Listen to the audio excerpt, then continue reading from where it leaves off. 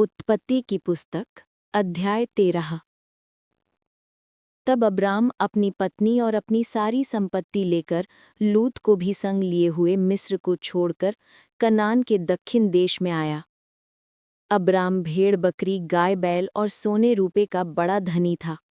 फिर वो दक्षिण देश से चलकर बेतेल के पास उसी स्थान को पहुंचा जहां उसका तंबू पहले पड़ा था, जो बेतेल और अय के बीच में है।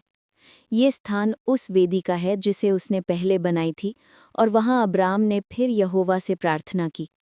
और लूत के पास भी, जो अब्राम के साथ चलता था, भेड़ बकरी गाय बैल और तंबू थे। सो उस देश में उन दोनों की समाई ना हो सकी कि वे इकट्ठे रहें, क्योंकि उनके पास बहुत धन था, इसलिए वे इकट्ठे न रह सके।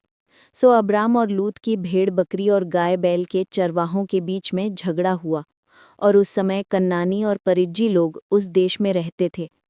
तब अब्राम लूत से कहने लगा, मेरे और तेरे बीच और मेरे और तेरे चरवाहों के बीच में झगड़ा न होने पाए, क्योंकि हम लोग भाई बंधु हैं। क्या सारा देश तेरे सामने नहीं?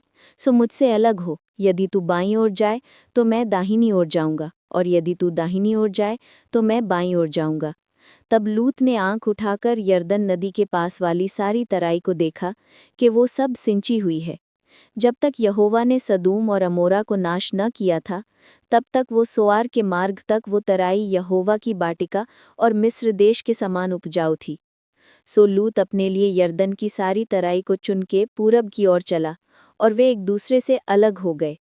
अब्राम तो कनान देश में रहा, पर लूत उस तराई के नगरों में रहने लगा और अपना तंबू सदोम के निकट खड़ा किया। सदोम के लोग यहोवा के लेखे में बड़े दुष्ट और पापी थे।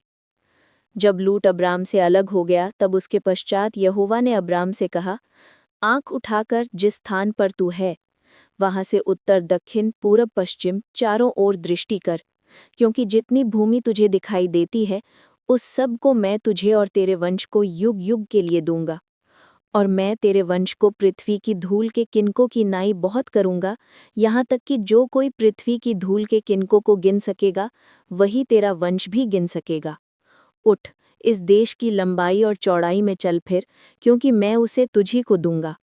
इसके पश्चात अब्राम अपना तंबू उखाड़कर मामरे के बांजों के बीच, जो हेब्रोन में थे, जाकर रहने लगा, और वहां भी यहोवा की एक वेदी बनाई।